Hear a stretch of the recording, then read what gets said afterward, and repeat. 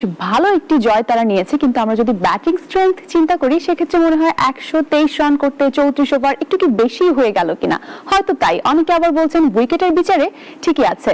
কি ভাবছেন আমাদের স্টুডিওতে থাকা গেস্ট সেটা শুনবো। সবাইকে ওয়েলকাম করছি ZSRM প্রেজেন্স ক্রিক ম্যানিয়ায়। সাথে আছে নীলহুরে জাহান, আর আমার সঙ্গে স্টুডিওতে আছেন former captain of Bangladesh cricket team Khaled Masud Pilot এবং senior sports reporter MM Kaiser. Welcome to the show. কেমন আছেন? জি মাশাআল্লাহ।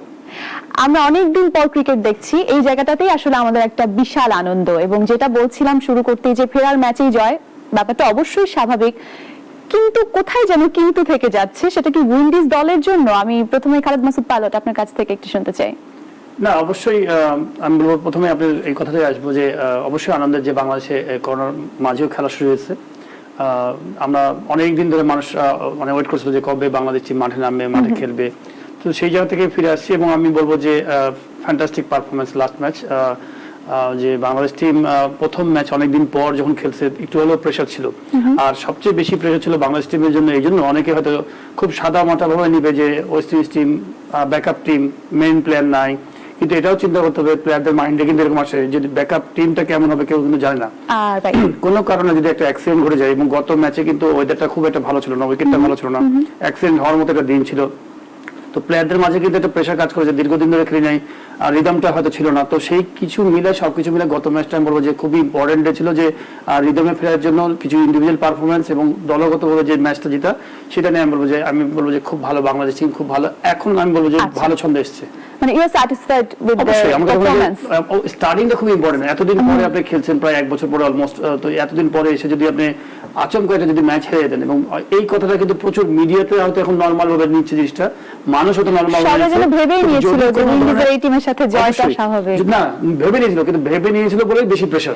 যদি আপনি বড় টিমের সাথে খেলেন তখন কিন্তু প্রেশার থাকে না। যেমন এক্সাম্পল, একটা বাংলাদেশ টিম ব্রাজিলের সাথে খেলবে, তো বাংলাদেশ টিমের কিন্তু অত প্রেশার থাকে না, প্রেশার থাকে ব্রাজিল টিমের জন্য। বিকজ ফুটবলের কথা বলছি, বিকজ ব্রাজিল টিম যদি হেরে যায় বাংলাদেশ, তাহলে বিশাল বড় একটা নিউজ। এই জন্য আমি বলছি যে ধরেন আপনি এই ম্যাচে যদি একটা অঘটন ঘটে যেত, তাহলে কিন্তু বিশাল বড় একটা নিউজ এবং বাংলাদেশ টিমের প্লেয়াররা প্রেশারে পড়ে যেত। আমি সেই দিক থেকে স্টার্টটা খুব ভালো হয়েছে। আমি সাকিবের কামব্যাক, গুড কামব্যাক, সাকিব খুব ভালো ব্যাক করেছে, সবকিছু নিয়ে ভালো।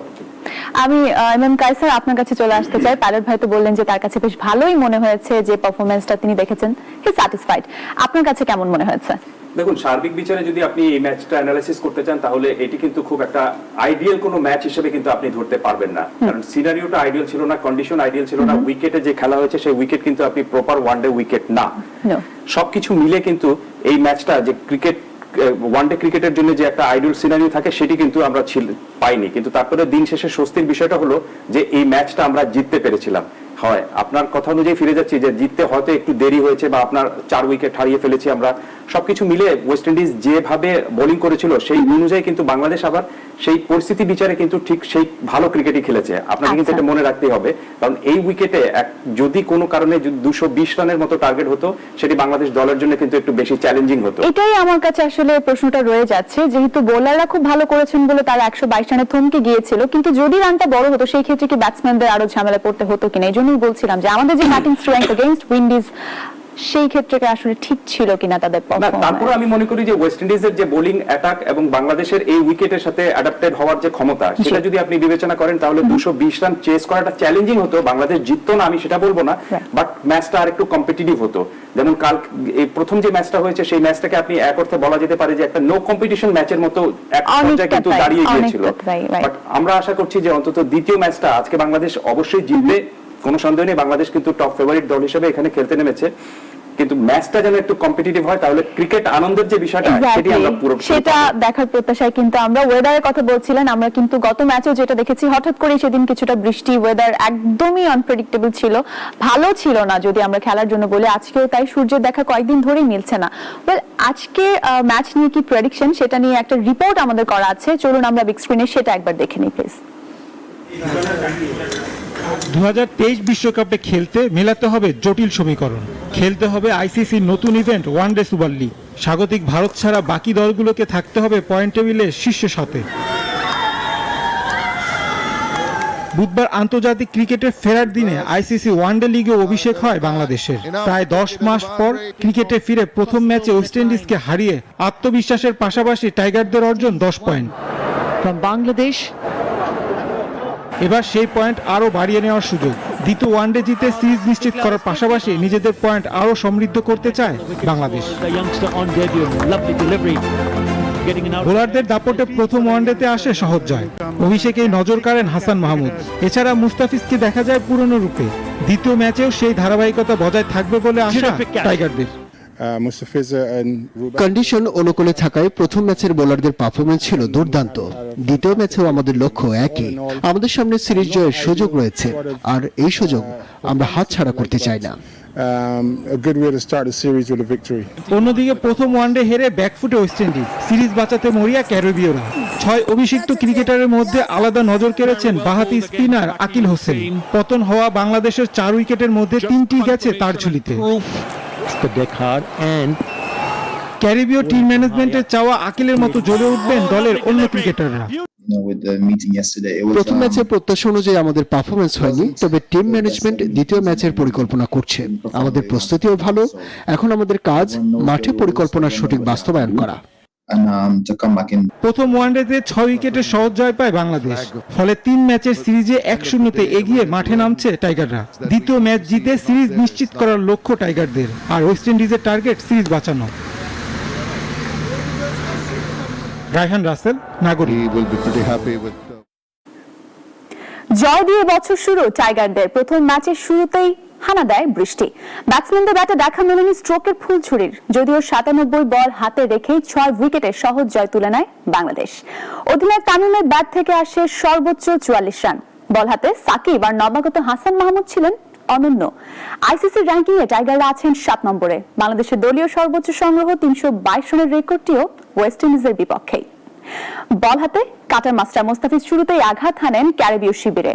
তার সঙ্গে জুটি বাঁধেন ওয়ানডেতে অভিষেক হওয়া পেসার হাসান মাহমুদ। বাকি কাজটুকু সারেন রাজকীয় বেশে ফেরা বিশ্বসেরা অলরাউন্ডার সাকিব আল হাসান। মাত্র 8 রান দিয়ে একাই নেন 4 উইকেট। 3 নম্বরে সাকিবের জায়গায় নামা নাজমুল হোসেন শান্ত জ্বলে উঠতে পারেননি। আজকের ম্যাচে ভরসা কি তাহলে বোলারদের উপরই? তা দেখার অপেক্ষায় সব ক্রিকেট প্রেমীরাই। বাংলাদেশের মিডল অর্ডারে ভরসার নাম wicket keeper batsman Mushfiqur Rahim. প্রথম ম্যাচে 19 রানে অপরাজিত। মুশফিকের ব্যাট থেকে আসে জয়সূচক রানটি। আইসিসি র্যাঙ্কিং এ 17 নম্বরে আছেন মুশে। 219 ম্যাচে আছে 7টি শতক। ব্যাটিং গড় 36.42। বোলিং এ কাটার মাস্টার মুস্তাফিজ ছন্দে ফিরেছেন। আইসিসি র্যাঙ্কিং এ সেরা বোলারের তালিকায় আছেন 19 নম্বরে। ঝুলিতে আছে 111টি উইকেট। বোলিং গড় 22.81। প্রথম ওয়ানডেতে 6 জনের অভিষেক ঘটে ওয়েস্ট ইন্ডিজ দলে। প্রথম ম্যাচে ষষ্ঠ উইকেট কাইল মায়ার্স ও রোভম্যান পাওয়েলের 59 রানের জুটি ঘুরে দাঁড়ানোর আভাস দিয়েছিল। কিন্তু নতুনদের নিয়ে গড়া উইন্ডিজ দল পথ হারায় টাইগারদের বোলিং তোপে। গুটিয়ে যায় 122 রানে, যা বাংলাদেশের বিপক্ষে দ্বিতীয় সর্বনিম্ন। আইসিসি র্যাঙ্কিং এও বাংলাদেশ থেকে 2 ধাপ পিছিয়ে উইন্ডিজ। ওয়ানডেতে বাংলাদেশের বিপক্ষে ওয়েস্ট ইন্ডিজের সর্বোচ্চ রানের রেকর্ড 7 উইকেটে 338 রান।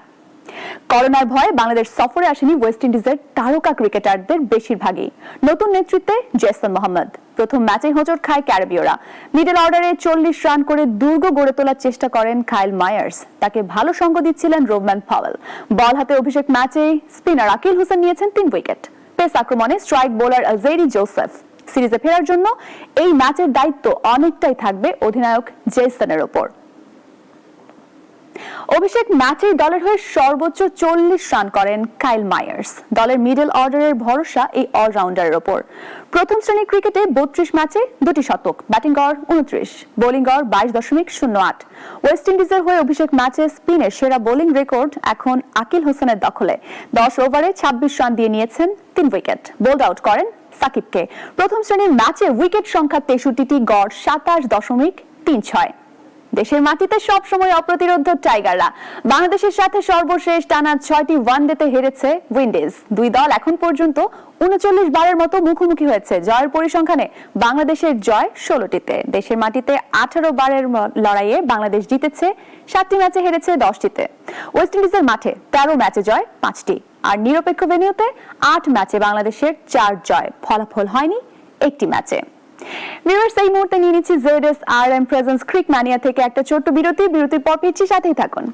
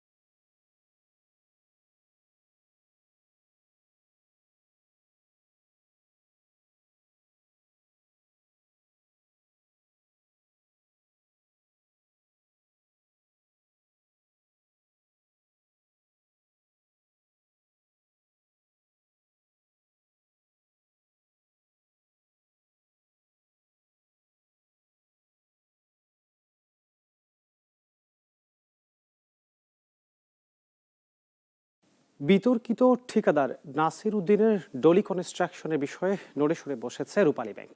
নাগরিক টেলিভিশনের অনুসন্ধানী প্রতিবেদনের পর ব্যাংকটির পর্ষদ ও ব্যবস্থাপনা কর্তৃপক্ষের অবস্থান, যাতে নতুন করে অর্থ বের করে নিতে না পারে প্রতিষ্ঠানটি। বেহাত হওয়া অর্থ আদায়ে কৌশলে ব্যাংকটি। এদিকে প্রতিবাদ পাঠিয়েছে ডলি কনস্ট্রাকশন। এতে প্রতিবেদনটি মিথ্যা দাবি করল। বিতর্কিত ঠিকাদার নাসির উদ্দিনের ডলি কনস্ট্রাকশনের বিষয়ে নড়ে সরে বসেছে রূপালী ব্যাংক। নাগরিক টেলিভিশনের অনুসন্ধানী প্রতিবেদনের পর ব্যাংকটির পর্ষদ ও ব্যবস্থাপনা কর্তৃপক্ষের অবস্থান, যাতে নতুন করে অর্থ বের করে নিতে না পারে প্রতিষ্ঠানটি। বেহাত হওয়া অর্থ আদায়ে কৌশলে ব্যাংকটি। এদিকে প্রতিবাদ পাঠিয়েছে ডলি Ookla certified বাংলাদেশের ফাস্টেস্ট মোবাইল নেটওয়ার্কে স্ট্রিমিং হবে ফুল স্পিডে। বেশি অফার, বেশি স্পিড, বেশি মানেই বাংলা লিংক। সমৃদ্ধির পথে এগিয়ে যেতে দরকার ইস্পাত দৃঢ় ভিত্তি। তাই স্থাপনার স্থায়িত্ব নিশ্চিত করুন সর্বোচ্চ মানের ZSRM TMT B500 CWR and 60G B420 DW।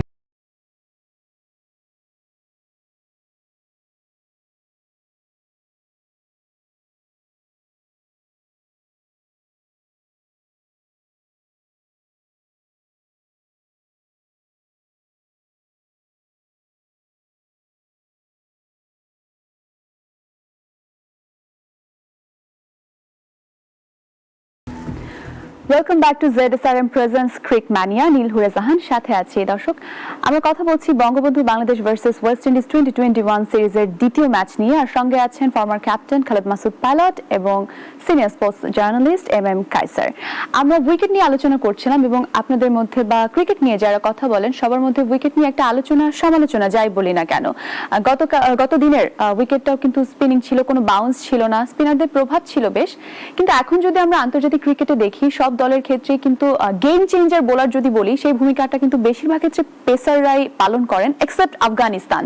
সেই জায়গায় আমরা যেভাবে আসলে তৈরি করছি পেসারদেরকে, পেসার যদিও একজনের অভিষেক হয়েছিল, যদিও সে উইকেট পেয়েছিল, কিন্তু এই প্রসেসটা কি ঠিক আছে কিনা পেসার তৈরির ক্ষেত্রে, এটা কতটা কাজে লাগবে?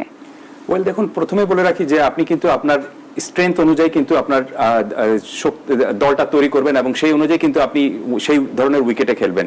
এবং সার্বিক বিবেচনা যদি আপনাকে করতে হয় তাহলে বলতেই হবে যে বাংলাদেশের মূল বোলিং শক্তি কিন্তু আপনার স্পিন, এবং এই কারণে স্পিন ওরিয়েন্টেড উইকেটে বাংলাদেশ খেলে অভ্যস্ত। এবং মিরপুরের এই উইকেটে আপনি কিন্তু রাতারাতি কিন্তু উইকেটের কন্ডিশনটা বা উইকেটটা আপনি পেস উইকেট বানিয়ে ফেলতে পারবেন না। এবং ফিরে যাচ্ছি প্রথম ম্যাচের দিকে। প্রথম ম্যাচে যে উইকেটে খেলা হয়েছিল দ্যাট ওয়াজ কিন্তু টোটালি নিউ উইকেট।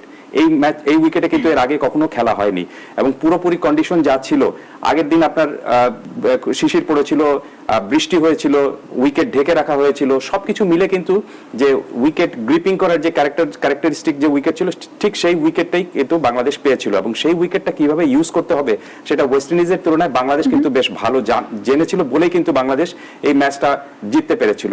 আর ফিরে যাচ্ছি আপনার কথায় যে পেস তৈরি করার যে প্রক্রিয়াটা, এই প্রক্রিয়াটা কিন্তু নতুন না, এটা অনেক আগে থেকে এই প্রক্রিয়াটা তৈরি হয়ে আসছে। যে পেস বোলারদেরকে সহায়তা, মানে পেস বোলারদেরকে আপনাকে নতুন পেস বোলার তৈরি করার জন্য আপনাকে কি করতে হবে, এটিও কিন্তু খুব একটা রকেট সায়েন্সের বিষয় না। আর অতি অবশ্যই আপনাকে শুধুমাত্র আপনি বাংলাদেশের কন্ডিশনে হয়তো স্পিন ট্র্যাক পাচ্ছেন, কিন্তু যখন আপনি দেশের বাইরে খেলতে যাবেন সেখানে কিন্তু আপনাকে পেস বোলিং ওরিয়েন্টেড উইকেটে খেলতে হবে। এই কারণে আপনাকে পেস, ঠিক যেরকম ভাবে আপনার স্পিন দক্ষতা রয়েছে, একই রকম ভাবে আপনাকে পেসার তৈরিটা করতে হবে। এবং সেই প্রক্রিয়াটা বাংলাদেশ কিন্তু খুব একটা মন্দ করেনি, সেটা বোঝা যাচ্ছে। হাসান মাহমুদকে যে অভিষেক করিয়েছিল বাংলাদেশ এবং সেই ম্যাচে হাসান মাহমুদ 3 উইকেট পেয়েছেন। এরকম ভাবে আরো নতুন পেস বোলারদেরকে তৈরি করতে হবে এবং পেস বোলারদের সবচেয়ে বেশি কাজে লাগে আপনার ওয়ানডে ক্রিকেটের চেয়ে টেস্ট ম্যাচে। সো আমার মনে হয় যে সেই প্রক্রিয়াটা বাংলাদেশ ক্রিকেট বোর্ড বেশ ভালোই করছে। সেটা হয়তো আমরা আসলে দেখব। এবং হাসান মাহমুদ তিনি কিন্তু উইকেট পেয়েছেন, যদিও স্পিন উইকেটে খেলে, তার মানে তিনি সেটার সুবিধাটা আসলে আদায় করতে পেরেছেন। এবং ওয়েস্ট ইন্ডিজের বোলাররা ভালো সুবিধা নিয়েছে সেটা বলছিলেন। আমি একটু সাকিবের টেকনিকটাও যোগ করতে চাই। আমরা আসলে দেখছিলাম যে সাকিব বারবার একটা ফুটমার্ককে টার্গেট করেই বল করছিল, সেই জায়গাতেই বেশিরভাগ বল করছিল, সেখানে তিনি উইকেটটা পাচ্ছিলেন। That was quite a good strategy of course.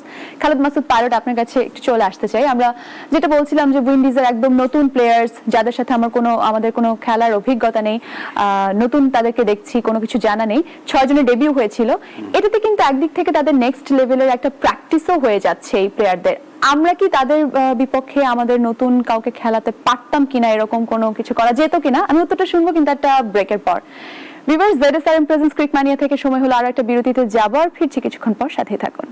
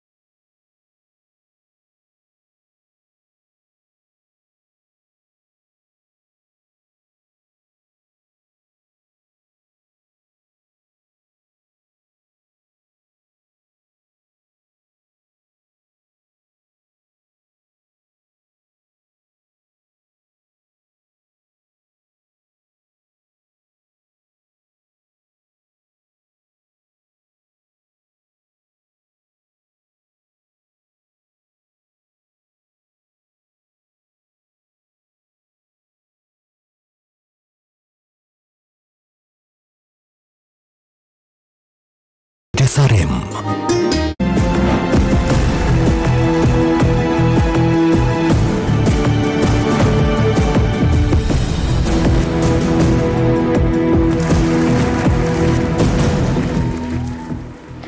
Welcome back once again to ZSRM presents cric mania. সাথে আছি নীলহুরে সাহান, আর আমার সঙ্গে স্টুডিওতে আছেন former captain of Bangladesh national cricket team Khaled Masud Pilot and senior sports journalist MM Kaiser. আমরা ফিরে যাচ্ছি আবার আলোচনায়।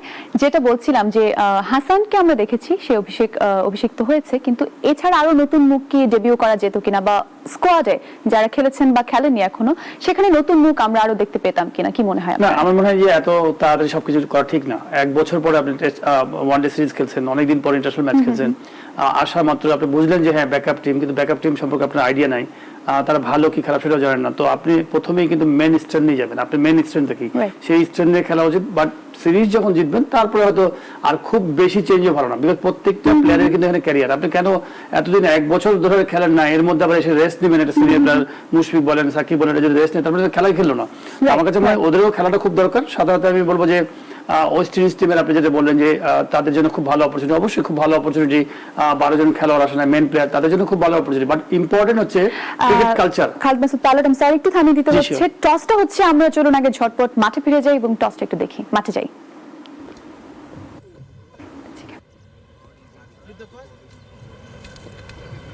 Heads.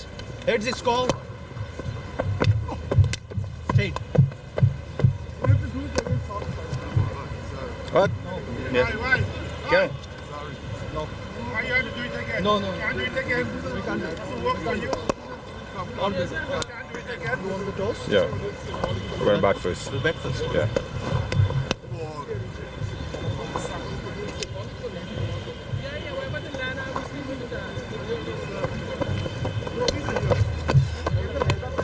That's fine. I'm happy with the thing. It's fine. No, it's fine. He doesn't. I'm sorry. No, I said I'm happy. I'm happy. I'm happy. I'm happy. I'm happy. What you know I like.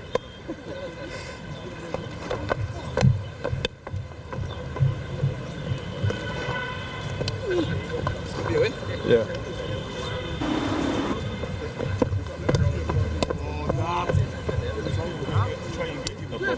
No, that's fine.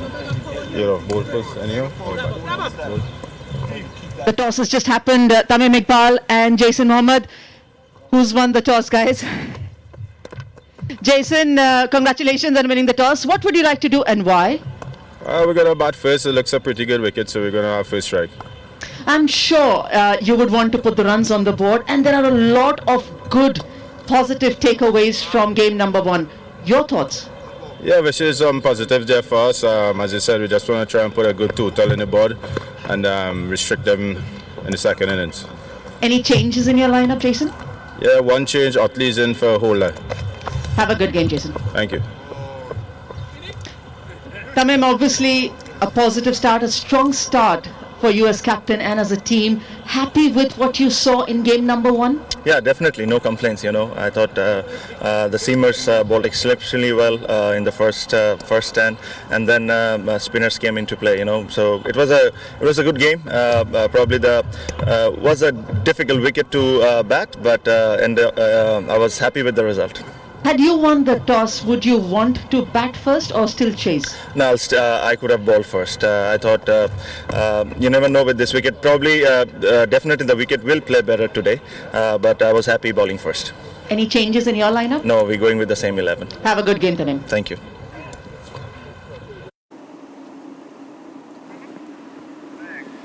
Oh, so West Indies on the toss, এবং প্রথমে একটু confusion হচ্ছিল, তারপরে তারা ব্যাটিংটাকেই বেছে নিয়েছেন, but Tamim Iqbal is happy either way, তিনি বোলিংটাকেই বেছে নিতেন। খালেদ মাসুদ পাইলট, আপনার উত্তরটাতে ছিলাম, সেটা ছোট করে শুনবো কারণ একেবারে শেষের দিকে আমরা আছি। আমার মনে হয় যে খুব ইম্পর্টেন্ট যে ক্রিকেট কালচার, যে টিমটা আসছে তাদের জন্য খুবই ভালো অপরচুনিটি যে তারা এখান থেকে সুযোগ পেলে হয়তো ওয়েস্ট ইন্ডিজ টিমে ঢুকবে। বাট ইম্পর্টেন্ট হচ্ছে খুব বেশি ভালো প্লেয়ারের সংখ্যাটা কিন্তু কম দেখা যাচ্ছে। লেটস সি কি হয়। আমরা আসলে এখন সরাসরি খেলা দেখতেই চলে যাচ্ছি। Thank you so much.